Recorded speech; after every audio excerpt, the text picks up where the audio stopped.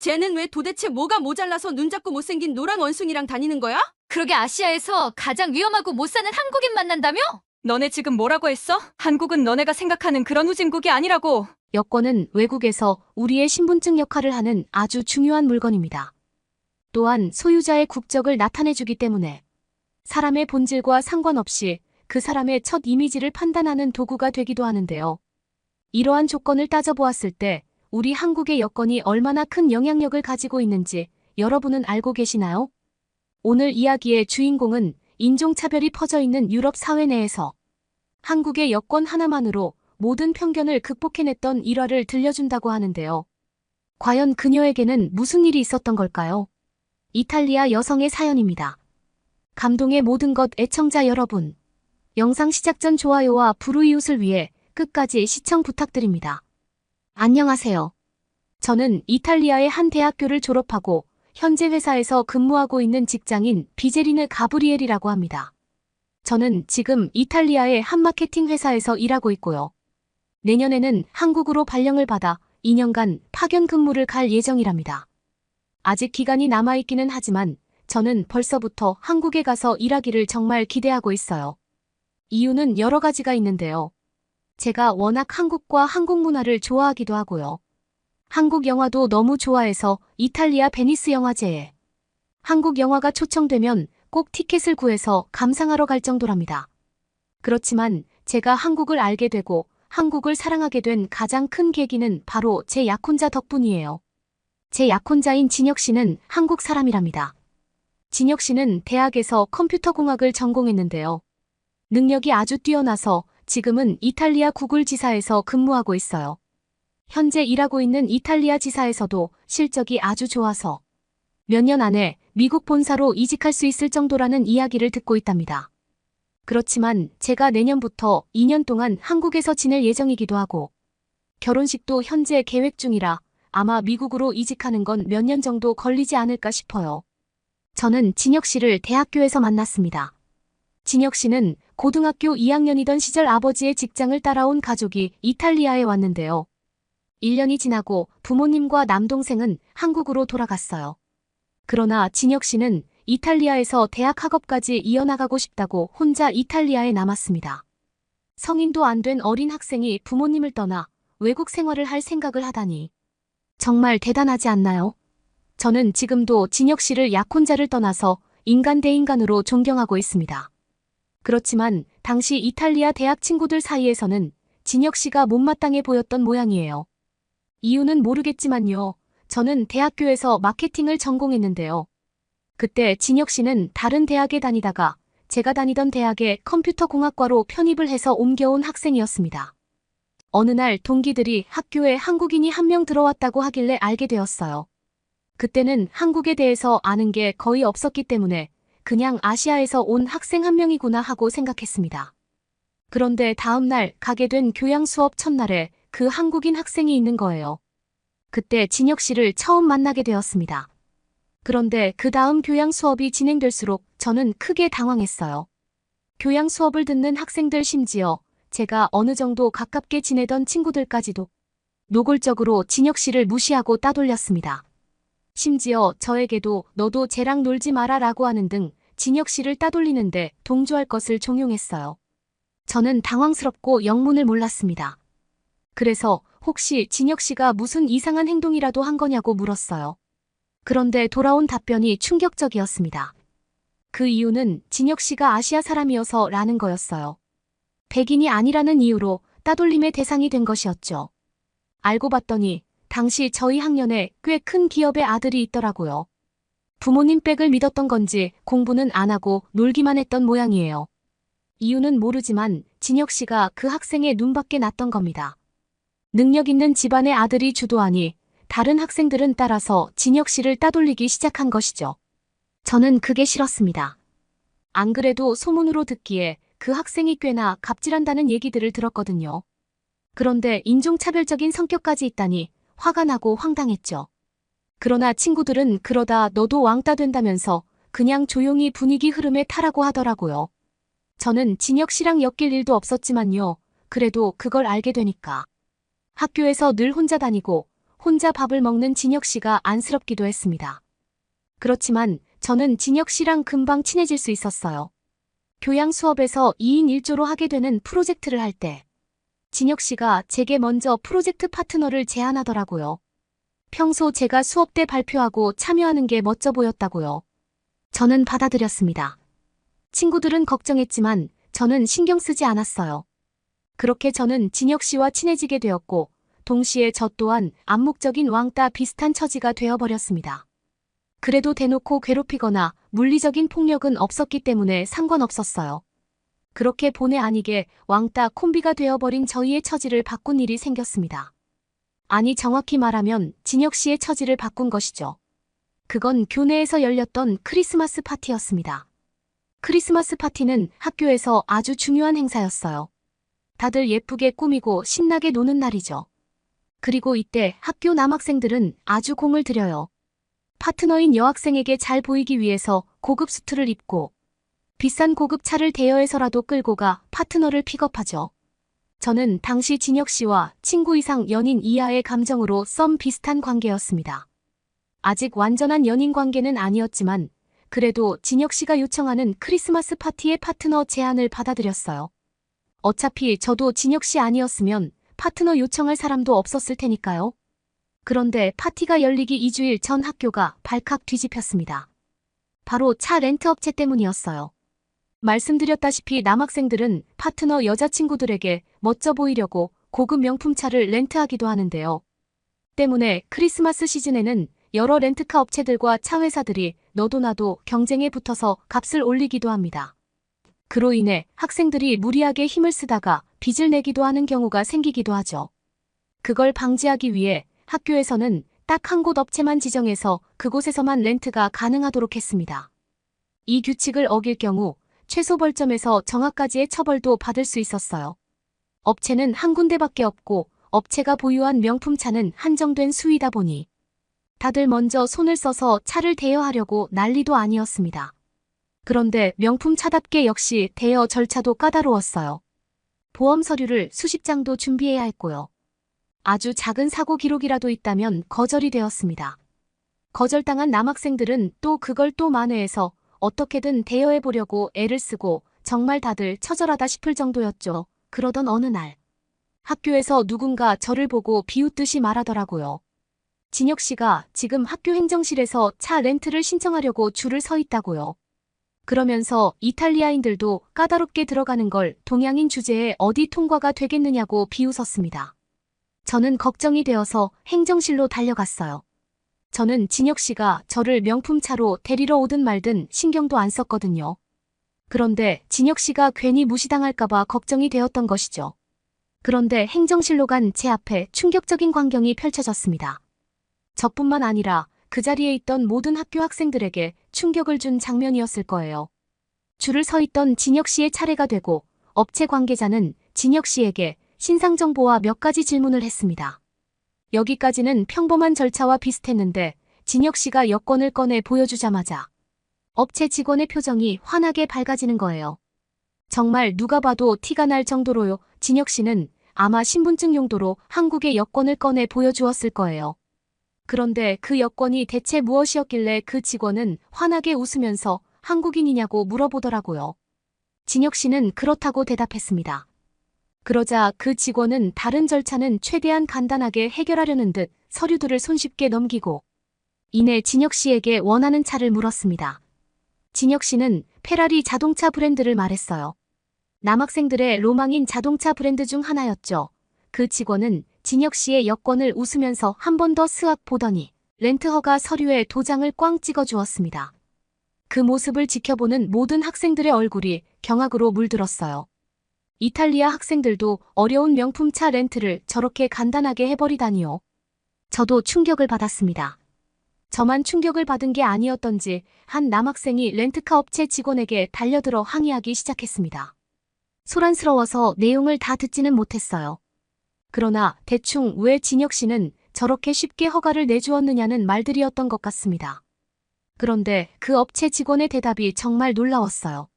그 사람은 진혁 씨가 내민 한국 여권을 보지 못했느냐고 물었죠. 그러자 항의하던 남학생은 대체 그게 무슨 상관이냐고 따졌습니다. 그러자 업체 직원이 대답했어요. 지금까지 유일하게 문제를 일으키지 않은 외국인은 한국인들 뿐인데 한국 사람에게 안심하고 명품 차를 렌트해주는 게 뭐가 이상하냐고요. 남학생은 직원의 말을 알아듣지 못한 듯 멍하니 서 있더라고요. 직원은 본인이 되려 답답했는지 자기가 나서서 구구절절 설명을 해주었어요. 렌트카 업체뿐만 아니라 공항에서도 입국 심사를 할 때는 한국 여권이 있으면 금방 통과할 수 있다고 말했습니다.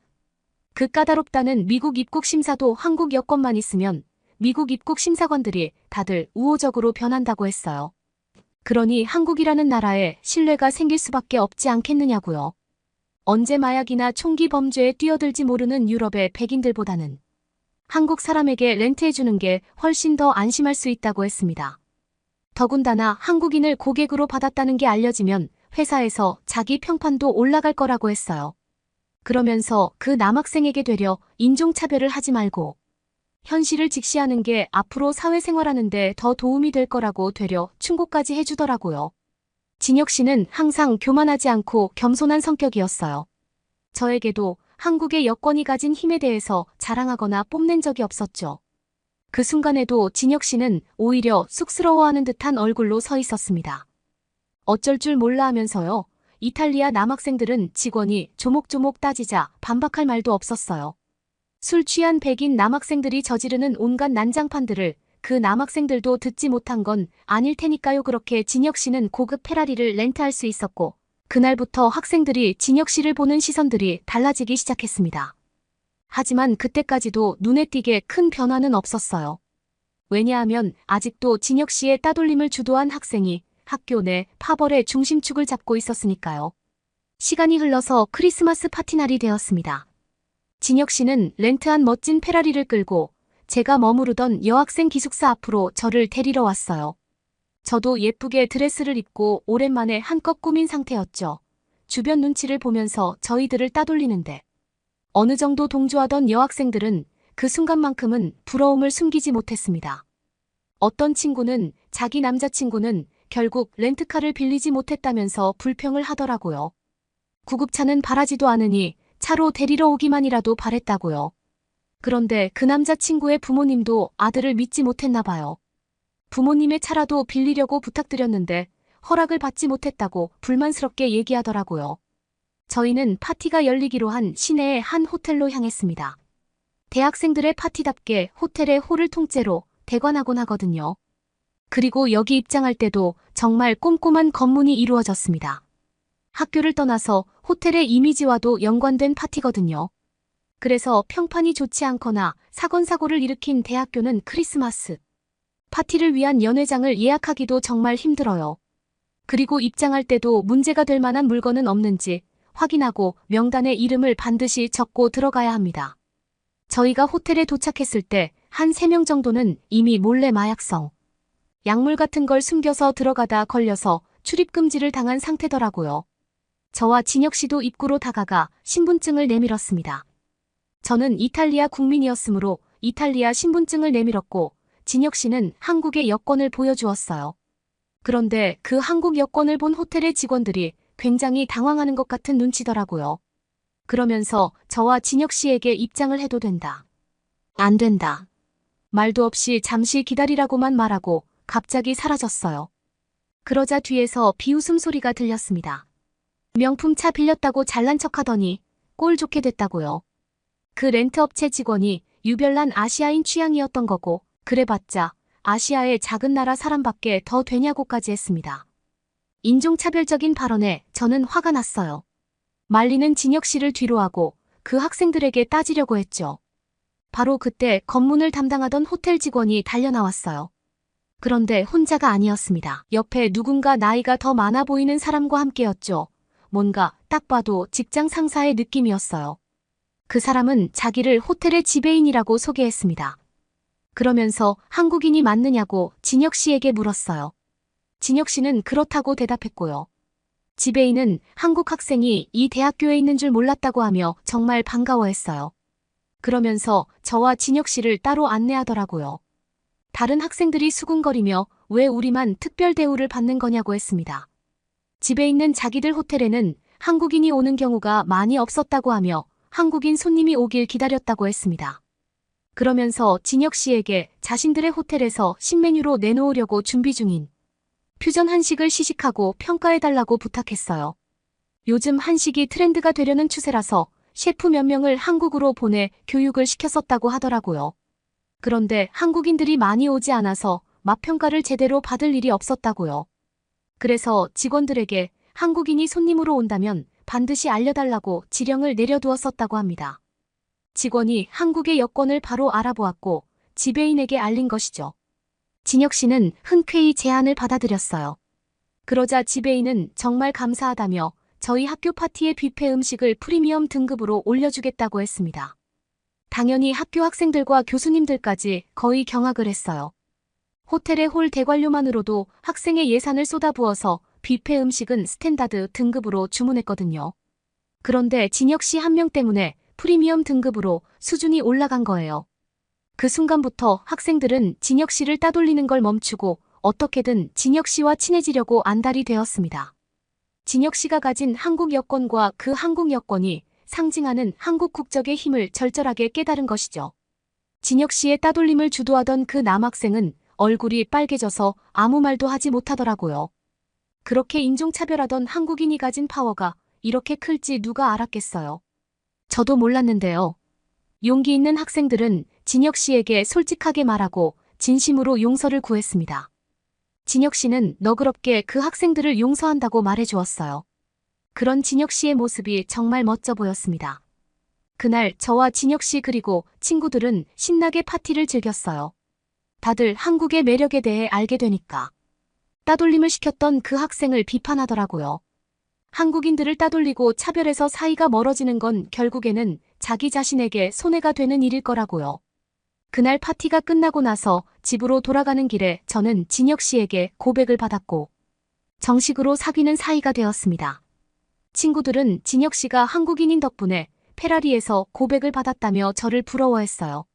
그러나 그런 거칠애적인 것보다도 저는 진혁 씨의 인간됨에 반한 거랍니다. 진혁 씨는 그 파티날 이후 학교의 스타가 되었어요. 다른 친구들하고도 잘 어울리게 되었고 친구들도 많이 생겼죠. 물론 저 또한 다른 친구들과 기존에 좋았던 관계를 잘 회복했고요. 친구들은 진혁 씨와 다니면서 한국의 파워를 더 실감했는데요. 어딜 가든 진혁 씨는 신분증으로 한국 여권을 꺼냈거든요. 그럼 한국 여권을 보고 이거 한국 드라마에서 본 여권이라고 신기해하는 사람들도 있었고요. 자기가 예전에 공항에서 일했다면서 한국 사람들만큼 입국 심사가 빠른 사람들은 없었다고 하는 분도 계셨습니다.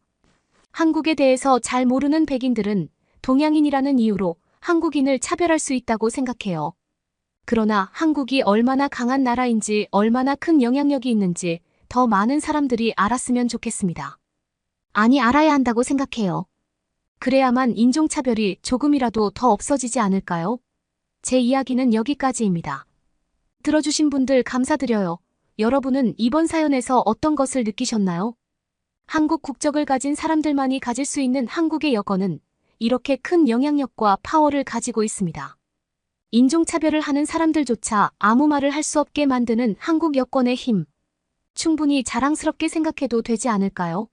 전 세계 사람들에게 그 이름만으로도 신뢰를 주는 한국 여권의 파워가 앞으로도 쭉 빛나기를 바랍니다. 구독과 좋아요 부탁드리며 사연자분께 전해드릴 댓글도 남겨주시면 전달해드리겠습니다. 그러면 더욱 감동적인 다음 사연으로 넘어가겠습니다. 한국은 대체 왜 이러는 거죠? 서울 인근 대학교에 입장한 외국인들 갑자기 웬 무리가. 외국인들이 마음에 안 드는지 가지고 있는 물건을 냅다 집어던집니다. 외국인들은 일동경악을 금치 못하는데요.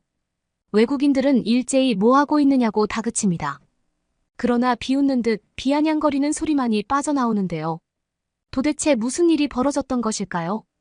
안녕하세요. 저는 애틀란타의 대학생 피터슨 아치입니다. 제가 속한 미식축구팀은 승리만을 지향하지 않으며 언제나 스포츠가 가진 긍정적인 영향을 최대화하는 방향을 모색하려고 노력하는데요. 저희는 주로 미식축구 경기에 개최를 해서 나오는 수익금으로 어려운 가정의 어린이들을 위해 봉사합니다. 그러다 저희는 더 많은 국가에서 봉사를 하게 된다면 좋겠다는 생각을 하다가 한국에서 한번 경기를 해보기로 했습니다. 왜냐하면 한국은 미식축구가 대중적인 스포츠가 아니기 때문에 당연하게도 미식축구 경기로 인한 파급 효과가 더욱 긍정적일 수밖에 없어 보였던 것입니다. 게다가 한국인들이 저희의 미식축구 능력을 보게 된다면 매우 놀라며 미식축구에 대해 관심을 가질 것이 분명했던 것이었죠. 하지만 문제가 있었습니다. 저희 팀에서 한국어를 구사할 수 있는 사람이 아무도 없다는 것이었습니다. 한국 문화에 대한 이해 역시 부족했어요. 저희들은 우리 의도를 전달하는데 언어적인 장벽이 문제가 되면 안 된다고 생각했습니다. 최근에 저희 팀에서는 덴마크에 한번 갔다 왔었는데요. 덴마크어를 전혀 모르다 보니 저희가 하는 말과 행동이 와전되어 전달되었던 것을 분명하게 느낄 수 있었어요. 그렇게 저희는 한국의 언어와 문화를 배우기로 결정했습니다. 한국어 수업을 듣는 팀 내의 인원들이 점점 많아지면서 한국의 문화와 역사가 미식축구팀 내부에 점점 퍼지게 되었답니다. 그렇게 저희는 한국에 대해 알면 알수록 우리 팀원들 간의 유대감이 점점 강화되는 것을 느낄 수 있었어요. 마침내 저희는 한국에 대한 공부를 끝마치고 여행을 다녀오기로 했습니다. 저희는 비행기에 올라타면서 검색하게 된 한국에서의 미식축구 시장을 보고 깜짝 놀랄 수밖에 없었는데요. 생각보다 한국의 시장은 활발하게 돌아가고 있었고 오히려 지원을 받아야 하는 쪽은 우리 애틀란타 쪽이 분명하다는 것을 알게 되었죠. 저희는 이럴 줄 알았으면 못 사는 동남아시아로 향했을 텐데 하고 후회하였지만 이미 한국의 비행기에 오른 후였기 때문에 그런 생각은 무의미했습니다. 또한 이미 한국에 대한 공부를 아주 많이 해두었던지라 한국이 아닌 다른 나라로 향한다는 상상은 할 수조차 없었던 것이었죠. 그렇게 저희는 한국에 도착했고 저희를 마중 나온 한국 관계자분과 눈을 마주치며 한국의 미식축구 시장이 얼마나 굉장한지 알 수 있었습니다. 그렇게 저희는 한국이 엄청난 인프라를 가진 선진국이라는 사실을 알게 되었고 이곳에서의 훈련을 통해 저희 미식축구팀이 더 나은 훈련 방식을 터득할 거라는 예감을 가질 수 있었습니다. 저희는 한국이 우리 미식축구팀을 위해 대여해준 버스에 올라탔습니다. 그러면서 어떻게 이런 버스를 대여할 수 있는지 물어보니 원래 한국의 대학교에서는 원활한 통학을 위해 버스를 대여해주고 있다고 얘기해 주었기에 저희는 황당하면서도 충격을 받을 수밖에 없었습니다. 어떻게 대학교 자체에서 버스를 대여해줄 수 있는 것인지 알 수 없었던 것이었죠. 알고 보니 한국의 대학교에서는 다른 대학과 경합을 펼칠 때를 대비하여 항상 버스를 대여하고 있다는 사실을 알 수 있었습니다. 저희들은 다른 대학교의 경기뿐만 아니라 등교까지 도와준다고 하는 한국의 대학교를 보면서 부끄러워할 수밖에 없었습니다. 애틀란타의 대학교는 예산이 부족해서 등교는 물론이고 다른 대학교와 경합을 펼치기 위해선 무조건 지하철을 타야 했던 것이었죠. 저희는 안타까운 애틀란타를 떠올리며 오히려 우리가 지원을 한국으로부터 받아야 한다는 사실을 새삼 깨달을 수 있었습니다. 그렇게 한국에 있는 대학교에 저희는 도착했는데요.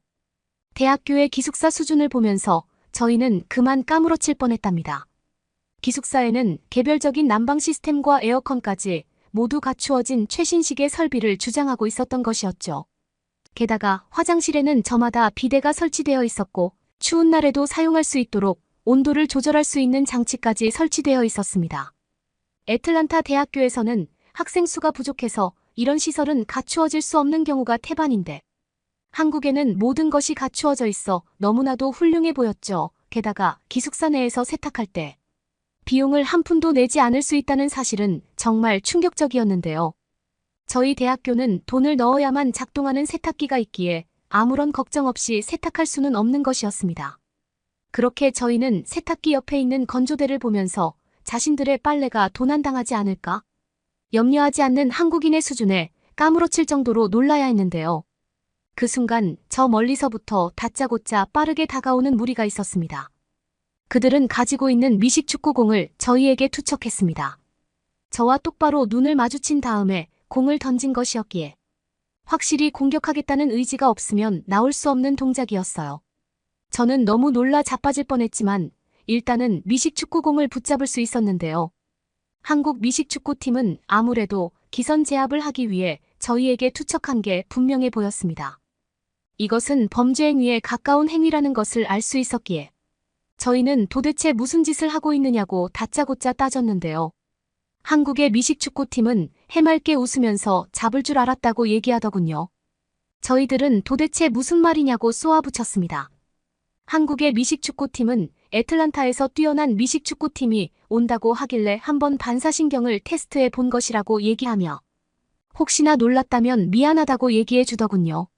그러면서 그들은 확실히 미식축구공을 제대로 잡고 있으니 이것은 대단한 실력을 갖추고 있다는 증명을 한 셈이라고 얘기해 주었습니다.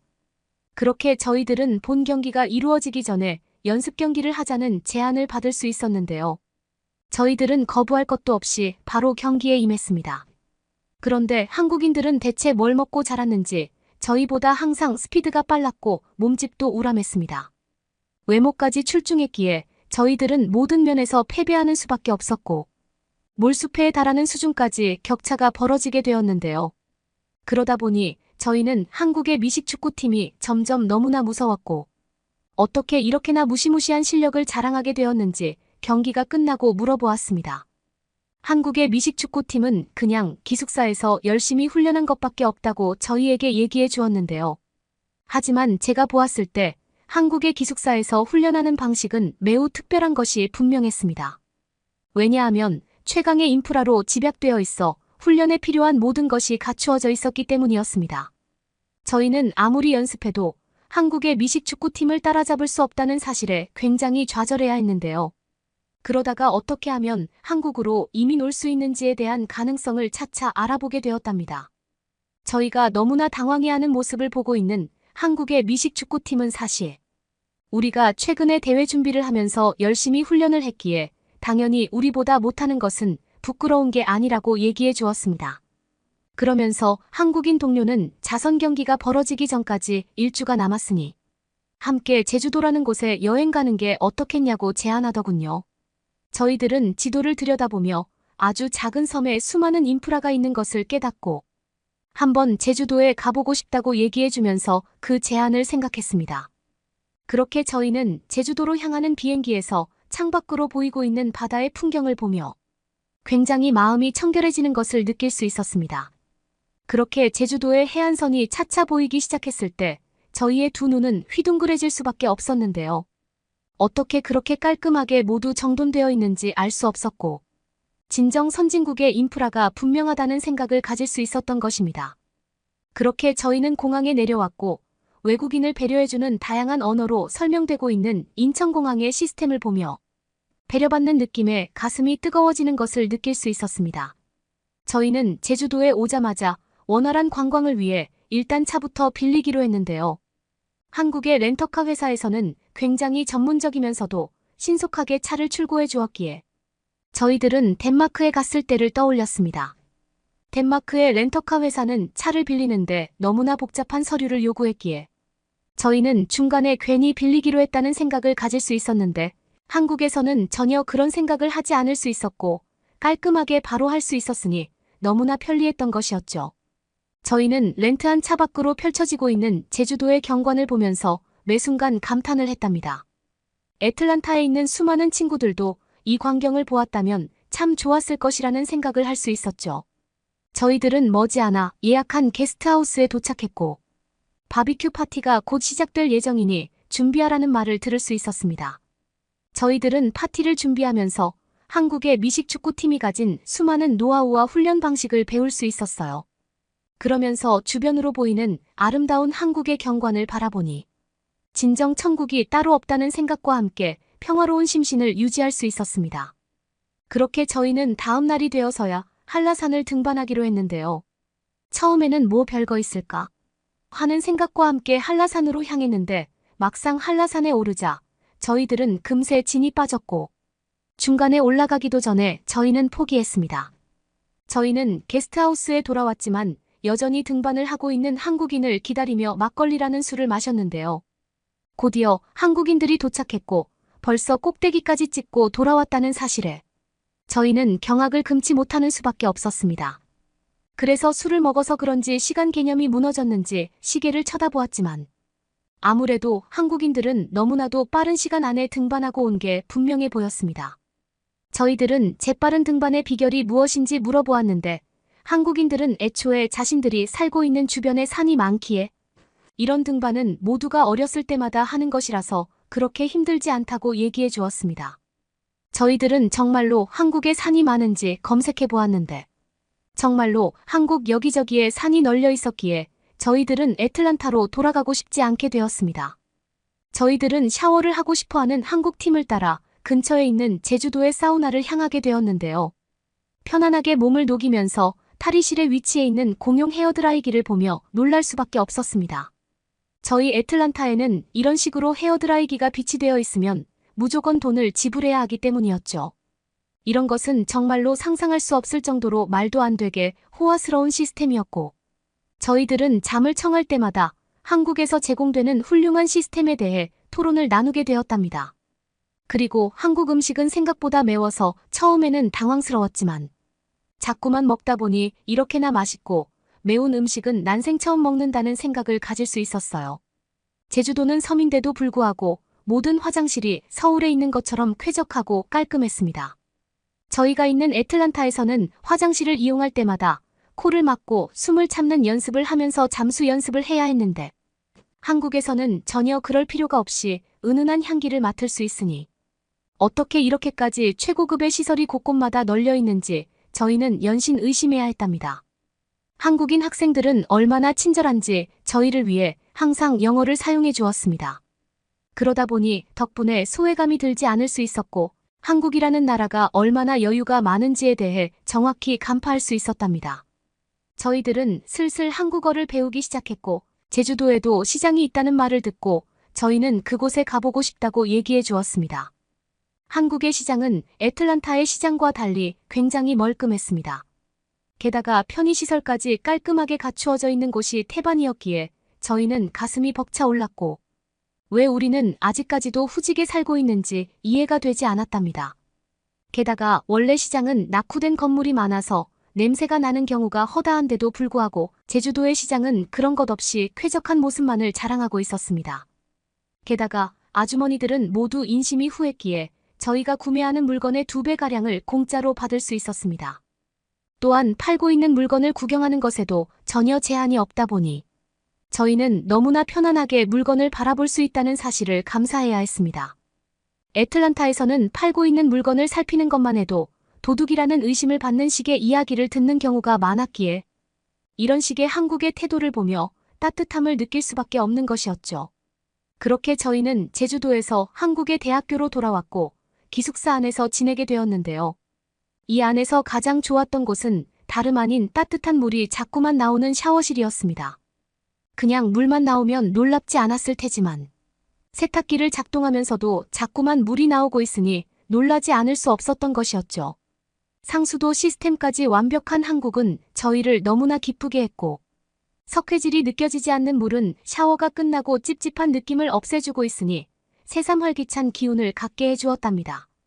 그것은 어째서 이런 게 애틀란타에는 없는지 저희를 하루하루 의심하게 했고 더 이상 돌아가고 싶지 않게 만들었습니다. 더욱 놀라웠던 것은 몸이 불편하거나 아프면 누구든지 바로바로 치료받을 수 있는 기숙사의 양호실이었는데요. 저희 애틀란타에서는 양호실에서도 돈을 받고 있었기에 개인적인 보험이 전혀 없는 경우라면 그냥 양호실에 가지 않고 버티는 경우가 태반인 것인데 한국에서는 전혀 그런 것 없이 간단하게 진료를 모두가 볼 수 있고 돈도 거의 들지 않을 수 있어 너무나도 행복했죠. 평생을 애틀란타에서 살고 있던 저희로서는 이런 시스템이 너무나 신기하고 만족스러울 수밖에 없었습니다. 아무래도 선진국이라면 이처럼 의료적인 부분에 있어서 굉장히 발달되어야 한다고 저희는 생각했죠.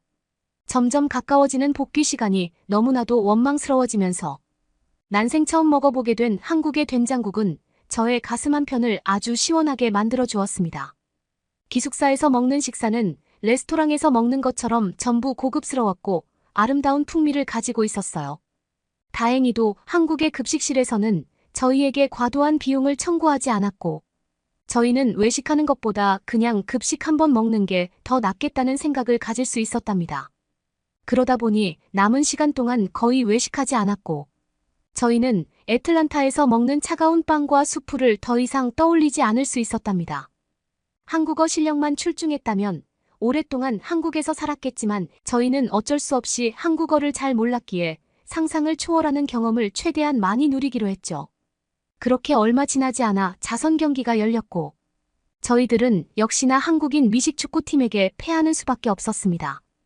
그렇게 저희들은 오히려 지원을 받아야 하는 쪽이 저희 쪽이라는 사실을 깨달으면서 남은 시간 동안 한국의 훈련 방식을 최대한 모방하기 위해 애를 썼습니다. 그렇게 저희들은 애틀란타로 돌아왔고 한국에서 겪었던 경험을 여전히 잊어버리지 않고 있습니다.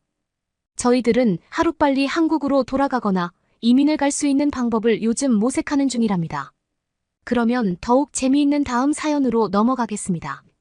구독과 좋아요, 응원하는 댓글 부탁드려요.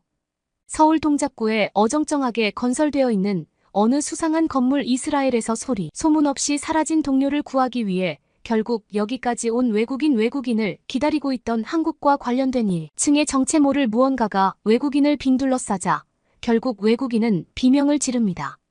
머지않아 누가 중국말을 하며 외국인에게 빠르게 다가와 공격적인 태도를 보입니다. 과연 외국인은 어떻게 되었을까요? 안녕하세요. 저는 이스라엘에서 기상캐스터 일을 하고 있는 아카르키 페르마사라고 합니다. 날씨가 무더워지면서 지구온난화가 계속된다는 뉴스를 선보이며 저희는 한국이라는 나라 역시 여름철 온도가 극심하게 더워졌다는 뉴스를 진행하곤 했는데요.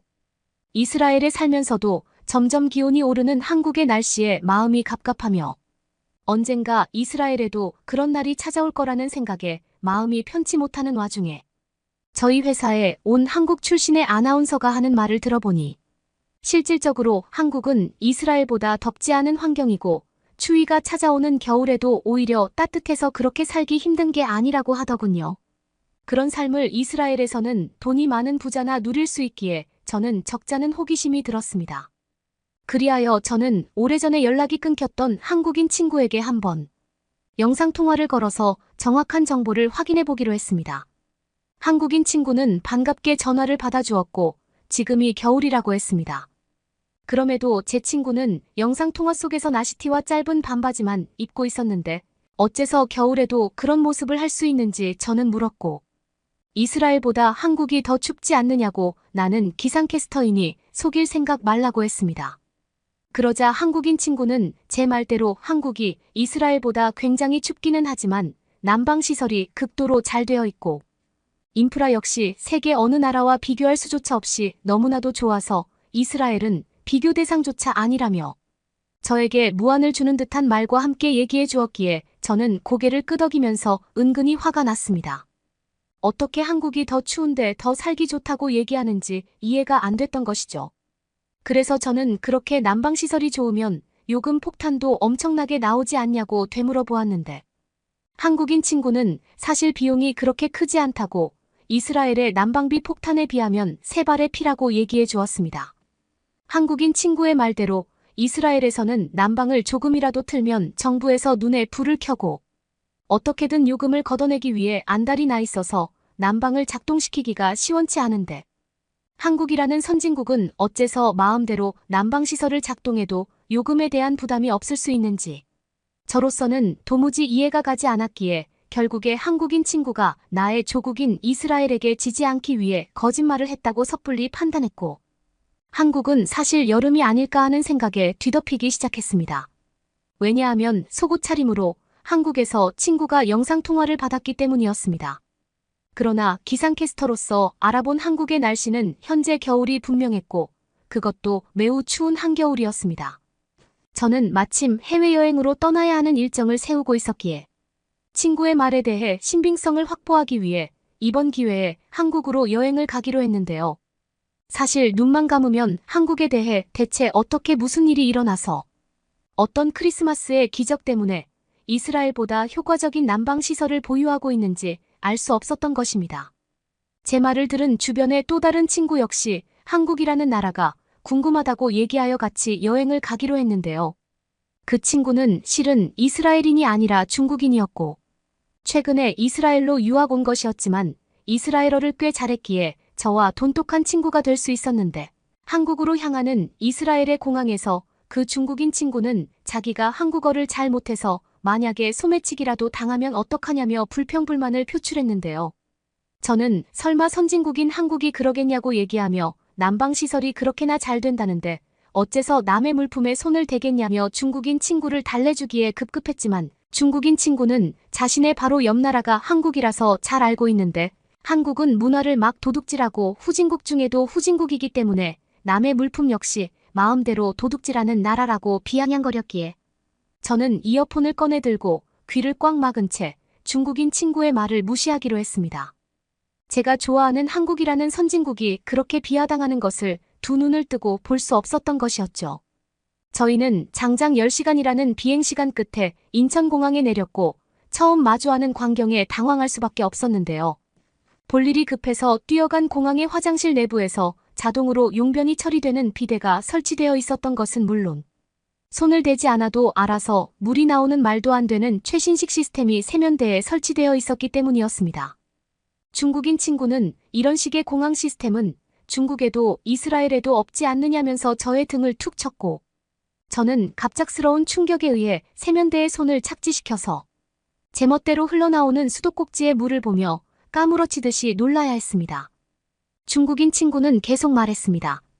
우리 중국 공항에는 화장실이 개방되어 있어서 볼일을 보는 모습을 공유할 수밖에 없는데 한국에서는 그러지 않아도 되니 사생활이 잘 보호된다고 좋다고 하며 선진국이 맞긴 맞다면서 고개를 끄덕였습니다.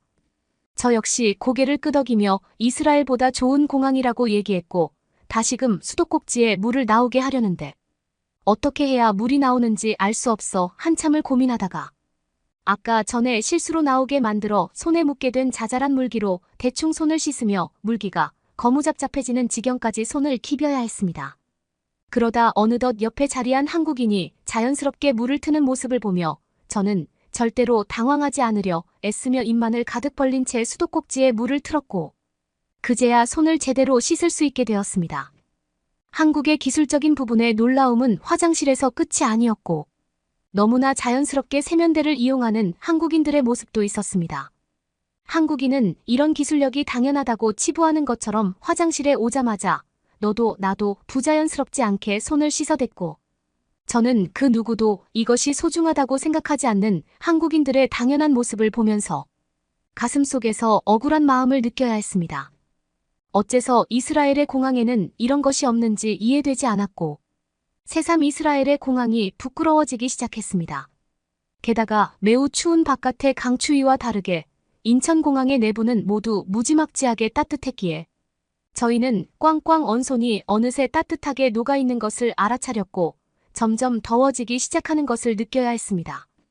분명히 한국의 기온은 이스라엘보다 매우 추운 기온이었지만 난방적인 부분이 말도 안 되게 잘 되어 있어 감기에 걸릴 일이 도무지 없을 것 같았고 오히려 땀에 허덕이며 목욕을 하지 않아도 될 정도로 늘어나는 땀방울을 느껴야 했습니다. 이런 식으로 난방이 마구잡이로 작동되어 있는 것은 분명히 비용적인 부분에서 폭탄 요금이 청구되지 않을 수 없을 텐데 어쩐지 한국은 폭탄 요금의 청구 없이 좋은 인프라와 함께 난방이 작동되고 있는 것 같았습니다. 친구의 말대로 한국은 진정 선진국의 본보기를 보여주고 있었고 제조국인 이스라엘의 분위기를 살펴보면 한국과 이스라엘이 같은 시대를 살고 있다는 것은 도무지 믿을 수 없는 사실이었습니다. 이윽고 저희는 영상통화를 했었던 한국인 친구의 집에 방문했고 오랜만에 만나는 한국인 친구는 인사도 하지 않고 오히려 이상한 말을 했습니다. 신발을 벗으라는 것이었습니다. 저희는 어째서 그런 말을 하는지 이해할 수 없었지만 일단은 신발을 벗고 들어왔는데 갑작스레 한국의 따뜻한 온기가 발끝에서부터 머리끝까지 전해지며 감기라는 관념을 전혀 떠올릴 수 없게 되었답니다. 저희는 너무나도 추울 것만 같은 한국인 친구의 집을 걱정하며 양말을 3겹씩 신고 내복도 무진장 껴입었었는데 밑에서부터 올라오는 풍부한 공기에 의해 너무나도 땀이 나와 옷을 홀라당 벗어 던지고 빤스바람으로 돌아다니게 되었답니다. 중국인 친구는 역시 한국은 선진국이 분명하다면서 빤스바람으로 저에게 얘기했고 이스라엘에서 영상통화를 했던 한국인 친구의 모습이 어째서 빤스바람이었는지 이해할 수 있게 되었답니다. 저는 이스라엘에도 이런 온돌 방식이 설치되어 있으면 난방비를 대폭 아낄 수 있겠다고 생각하는 계기를 가질 수 있었고 한국인 친구는 그렇게 놀라운 것이냐며 되려 놀라워했고, 한국인은 모두 이런 것이 당연하다고 저에게 말했습니다.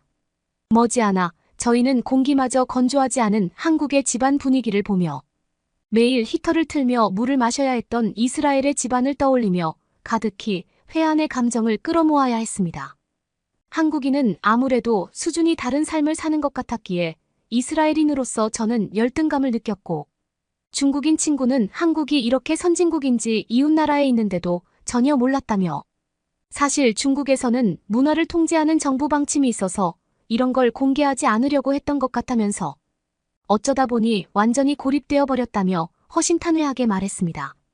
저는 순간적으로 방송국에 있는 기상캐스터 대부분이 출장을 떠날 때 해외 국가 중에 대부분 한국을 고르는 이유에 대해 바로 절감할 수 있었고, 한국에 대한 획기적인 편리함을 다른 동료와 나에게 말해주지 않았던 것은 출장을 가는데 인원이 정해져 있어 모두가 한국을 갈 수 없기 때문에 발생했다는 것을 알 수 있었기에, 저는 현재 한국으로 출장 와 있는 이스라엘의 기상캐스터를 떠올렸고, 어째서 이렇게 황홀하고 훌륭한 삶을 비밀로 했는지 부하가 치밀어 올랐습니다. 한국에는 배울 것이 너무나도 많고 땅덩어리가 작기는 해도 모두가 알차게 살고 있었던 것이었습니다. 저는 거짓말을 한 동료인 기상캐스터의 넉살을 잡고 들어올리기 위해서 현재 동료가 있을 것으로 추정되는 방송국에 찾아가 보았는데요. 그렇게 맞이하게 된 한국의 방송국 내부는 정말로 충격적이었습니다. 모두가 최신식이었고 자동화로 돌아가고 있었는데 제일 놀라웠던 건 맨 아래 1층 속 카페에 24시간 무료로 프린트할 수 있는 무인식 기계였습니다. 방송국 관계자가 아니라도 주변 주민이라면 누구든지 이용할 수 있었고, 그 옆에는 충격적이게 비싼 에스프레소 머신이 있었는데 언제든지 사용할 수 있는 인쇄용지가 수도 없이 놓여 있으니 저희는 큰 충격을 받을 수밖에 없었는데요. 이스라엘이었으면 누구나 사양하지 않고 인쇄용지를 훔쳐가기에 절대로 이런 식으로 나동그라지게 방치할 수 없었던 것이었고, 에스프레소 머신 같은 경우도 설치한 지 하루 정도면 사라지는 게 태반이었던 것이었습니다. 중국인 친구도 제 말에 동감하면서 확실히 중국에서는 이런 광경을 보기 드물다고 했습니다. 이윽고 저희는 방송국의 제 동료가 잠시 스키를 타러 강원도로 떠나서 없다는 것을 전해 들을 수 있었고, 아쉬운 마음과 함께 한국인 친구가 있던 숙소로 돌아가기 위해 버스를 이용하려고 했습니다. 올 때는 택시를 이용하여 편리하게 왔기에 조금이라도 절약하자는 마음의 버스를 이용하기로 한 것이었죠. 그렇게 맞이한 버스 주위의 풍경은 굉장히 인상적이었습니다. 한국에는 버스를 기다리면서 전혀 추위에 떨지 않을 수 있도록 찬바람을 막아주는 최신형 부스가 있던 것이었습니다. 한국의 겨울은 실제로 무진장 추웠지만 이처럼 너무나도 화려하고 선진 문물을 통해 감기에 걸릴 수 없게 하는 정부의 통제를 보면서 저희는 이스라엘이 부끄러워지기 시작했고, 버스 정류장의 부스 벤치에서 올라오는 열기 덕분에 제 엉덩이는 계속해서 따뜻할 수 있었으며 여유를 되찾을 수 있었답니다. 그러면서 중국인 동료는 한국의 온돌 방식이 버스 정류장까지 파고들었을 줄은 전혀 몰랐다면서 정말 획기적인 방식이라고 고개를 끄덕였습니다.